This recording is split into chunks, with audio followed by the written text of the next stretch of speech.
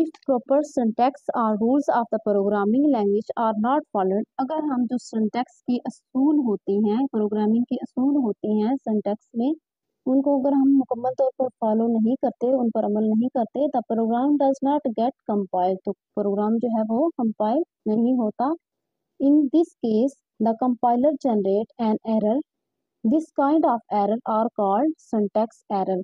तो जो है अगर हम उन रूल्स को फॉलो करते हुए प्रोग्रामिंग नहीं करते, प्रोग्राम नहीं लिखते, उनमें कुछ जो है वो मिस्टेक्स कर देते हैं, तो जो है वो सिंटैक्स एरर उनमें आ जाता है। और इस सिंटैक्स एरर के बारे में जो कंपाइलर होता है हमारे कंप्यूटर के अंदर जो पहले से मौजूद होता है, वो हमें इसके बारे में बता देता है। तो इसके बाद हमारे पास जो टॉपिक है वो है रिजर्व वर्ड्स का। तो रिजर्व वर्ड्स बेसिकली क्या होते हैं, पहले हम इसकी डेफिनेशन करेंगे। Every programming language has a list of words that are predefined. तो जो भी कोई प्रोग्रामिंग लैंग्वेज होती है उसके पास वर्ड्स की एक फहरिस्त होती है, यानी एक लिस्ट होती है जो कि प्री डिफाइन होती है, जिन्हें डिफाइन दोबारा से नहीं किया जा सकता, जो कि पहले से डिफाइन हो चुके होते हैं। Each words had its specific meaning already known to the compiler. These words are known as a reserve words और कीवर्ड्स।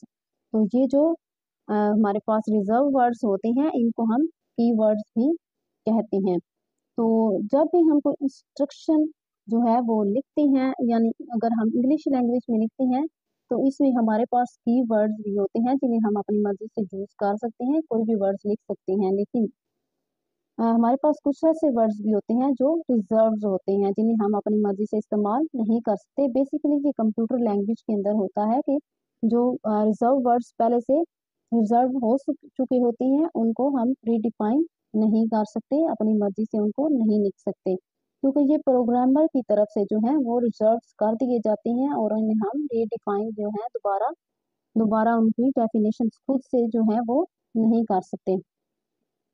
तो बेसिकली जो सी वर्ड्स सी लैंग्वेज में जो हैं ये रिजर्व वर्ड्स हैं, उनकी तादाद जो है वो 32 है, जिनमें ये आ जाते हैं ऑटो है, ब्रेक है, केस करेक्टर है, कॉन्स्ट है, कॉन्टिन्यू है, डिफॉल्ट, डू, ये इनकी तादाद जो है ये इफ है, इंट है, ये मतलब ये पूरा एक उन्होंने जो दिया हुआ है टेबल, तो ये इनकी तादाद जो है ये 32 है।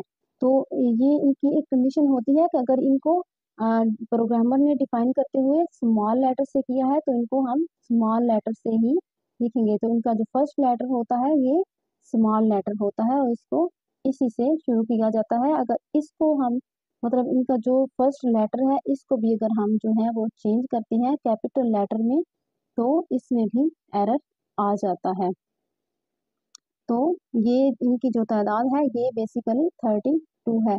यानी यहाँ पे हमारे पास जो है वो जो है मिसाल के तौर पे हम लेंगे जो है रिजर्व वर्ड्स क्या है। Every programming language has a list of words that are predefined. तो इनकी जो एग्जांपल है वो मैं आपको दूंगी। इफ मतलब जो है ये हमारे पास क्या है, रिजर्व वर्ड्स है। तो जब भी हम इफ को लिखेंगे तो इसकी ये शर्त है कि इसके आगे हमेशा कंडीशन लगेगी, तो इसके आगे हम और अपनी मर्जी से कुछ भी नहीं लिख सकते। जो मतलब प्रोग्रामर ने तय कर दिया है, डिफाइन कर दिया है कि इसके आगे कंडीशन लगेगी, तो इसके आगे कंडीशन ही लगेगी। इसके बाद है हमारे पास इंट। इंट जो है ये सिर्फ डाटा टाइप के लिए इस्तेमाल होता है। तो ये जो इसी तरह बाकी जो है रिजर्व वर्ड्स हैं वो भी ऐसे ही इस्तेमाल होते हैं। जो है हमारे पास है करेक्टर है, वो भी जो प्रोग्रामर है उसने बता दिया है कि ये प्लॉट है, डबल है, या फिर जो भी इसके अलावा है, तो वो हम उसको उसी में ही लिखेंगे। तो इसके बाद हमारे पास आता है स्ट्रक्चर ऑफ सी प्रोग्राम। तो स्ट्रक्चर ऑफ सी प्रोग्राम जो है वो बेसिकली क्या है, we can understand the structure of C program by observing the program written. तो जो है हम इसको समझने के लिए जो है ये फिगर का उन्होंने कहा है कि इस्तेमाल करेंगे। तो इसके जो मेन पार्ट्स हैं, we can see that the programs can be divide into 3 main parts. तो जो प्रोग्राम है सी प्रोग्राम है लैंग्वेज कंप्यूटर लैंग्वेज के अंदर, वो जो है 3 हिस्सों पर मुश्तमिल है।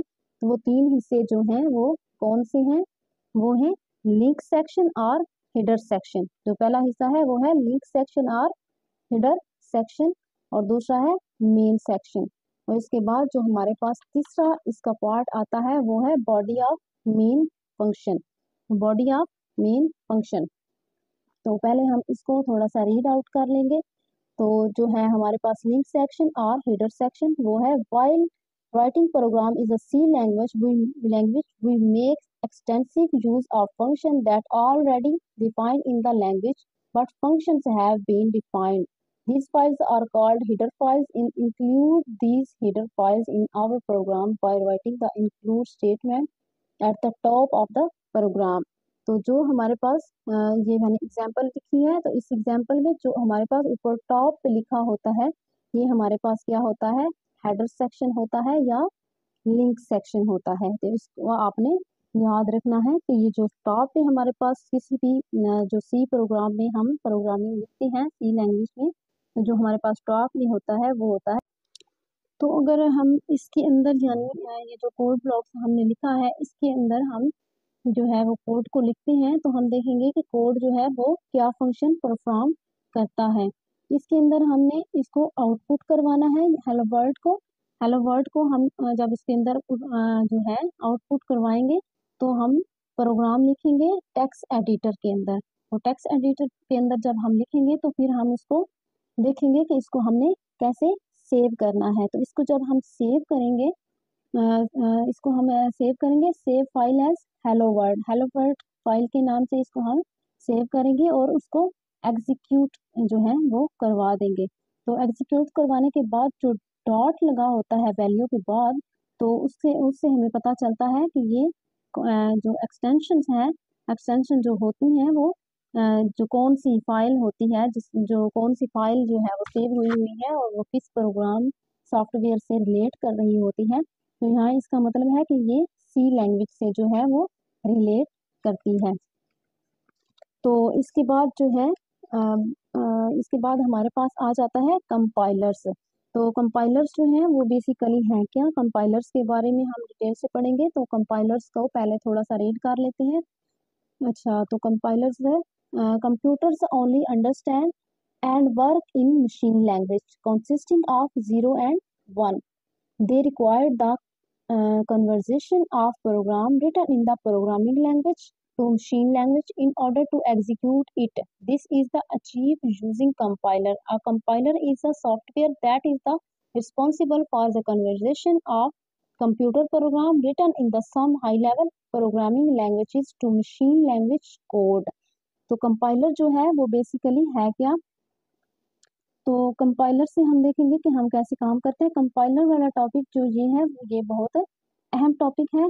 तो सबसे पहले इसकी जो डेफिनेशन है वो है compiler is a software that is a responsible. तो ये कंपाइलर भी क्या है, एक सॉफ्टवेयर है जो कि जिम्मेदार है for the conversion of computer program written in the some high level programming language to machine level language. जो कि हाई लेवल लैंग्वेज जो होती है उसको मशीन लैंग्वेज में कंप्यूटर के अंदर चेंज करता है। तो जैसे कि हमने यहाँ पहले पढ़ा है कि कंपाइलर जो होता है वो आम कोई भी लैंग्वेज जो है उसे अंडरस्टैंड नहीं करता, उसे नहीं समझता, वो सिर्फ बाइनरी जो लैंग्वेज है यानी 0 और 1 की लैंग्वेज जो है उसको ही अंडरस्टैंड करता है और उसी के अंदर जो है वो प्रोग्राम को डिज़ाइन करता है। तो जो भी प्रोग्राम हम लिखते हैं हाई लेवल लैंग्वेज में या नेशनल लैंग्वेज में वो जो लिखा जाता है, यानी हम इसमें टेक्स्ट को इंग्लिश में लिखते हैं लेकिन कंप्यूटर इसे अंडरस्टैंड नहीं कर सकता। कंप्यूटर इसे मशीन कोड यानी 0 1 में कन्वर्ट करता है। ये जो काम भी हाई लेवल ये जो काम है ये हाई लेवल लैंग्वेज को मशीन लैंग्वेज में तब्दील करने का काम कंपाइलर्स के थ्रू होता है। तो कंपाइलर्स भी आईडीई में जो है वो मौजूद होते हैं। तो जब भी हम कंप्यूटर को कोई इंस्ट्रक्शन देते हैं हाई लेवल लैंग्वेज में देते हैं, हाई लेवल लैंग्वेज में इंस्ट्रक्शन देते हैं यानी जो इंसानी लैंग्वेज है उसी में हम यानी अगर हम एग्जांपल लेके हम इंग्लिश में जो है कंप्यूटर को इंस्ट्रक्शन देते हैं, तो लेकिन जो हम उसे इंस्ट्रक्शन देते हैं कंप्यूटर का जो कंपाइलर होता है उसे मशीन लेवल लैंग्वेज में उसको चेंज कर देता है, उसको तब्दील कर देता है और कंप्यूटर उसको अंडरस्टैंड करता है। फिर जो है वो हमारा दिया गया टास्क जो है वो कंप्यूटर पूरा कर लेता है। तो यहाँ पे बताया गया है कि कंप्यूटर, ये जो डायग्राम बनाई गई है इसके अंदर बताया गया है कि कंप्यूटर प्रोग्राम जो है उसकी फाइल होती है, उसकी फिर होती है कंप्लीनेशन। जब हम उसको इंस्ट्रक्शन देते हैं कंप्यूटर को तो वो उसकी कंप्लीनेशन करते हैं, तो फिर उसको बाइनरी फॉर्म यानी 0 और 1 डिजिट्स फॉर्म में तब्दील कर देते हैं। 0 और 1 यानी कंप्यूटर अपनी लैंग्वेज में उसको तब्दील करता है, उसको समझता है, अंडरस्टैंड करता है, फिर उसको प्रोग्राम को एग्जीक्यूट करता है और हमारा दिया गया जो टास्क होता है उसे पूरा कर देता है। तो जो है इसके बाद हमारे पास आ जाती है कंप्यूटर बेसिक्स। तो कंप्यूटर बेसिक्स जो है वो हैं क्या, तो अब हम बात करेंगे कंप्यूटर प्रोग्रामिंग बेसिक्स की। क्योंकि हमने सी लैंग्वेज में प्रोग्रामिंग जो है वो देखना है कि कैसे की जाती है। अगर हमें सी लैंग्वेज में प्रोग्राम लिखना है तो हमें कौन कौन सी चीज़ों का ख्याल रखना होगा। तो each programming language has some primitive buildings blocks and provides some rules in order to write and accurate problems. This set of rules known as a syntax of language. तो ये syntax language की definition है। Each programming language has some primitive building blocks and provides some rules in the order to write and accurate program. This set of rules known as a syntax of language. Syntax can be thought of as grammar of programming language. While programming, if proper syntax or rules of the programming language are not followed, the program does not get compiled. In this case, the compiler generate an error. This kind of error are called syntax error. तो जो है सी language में जब भी हम कोई programme लिखते हैं तो हमें जिन चीज़ों का ज़रूरत होती है इनका ख्याल रखना बहुत ज़रूरी होता है। तो ये बात याद रखिएगा, जब भी हम कोई प्रोग्रामिंग करेंगे या कुछ इंस्ट्रक्शंस लिखेंगे तो हमें कुछ रूल्स हैं जो फॉलो करने होंगे। तो सेट ऑफ रूल्स होते हैं हमारे पास बेसिक प्रोग्रामिंग में, जिनको हमने फॉलो करना होता है प्रोग्राम को डिज़ाइन करने के लिए। मिसाल के तौर पर अगर हम उर्दू या इंग्लिश में बात करते हैं तो हमें इनके रूल्स के मुताबिक जो है वो लिखना और बोलना होता है। इसी तरह अगर हम सी लैंग्वेज की प्रोग्रामिंग करते हैं तो इसके रूल्स को फॉलो करना होता है। अगर हम ऐसा नहीं करते तो इसमें एरर आ जाता है और गलतियां पैदा हो जाती हैं।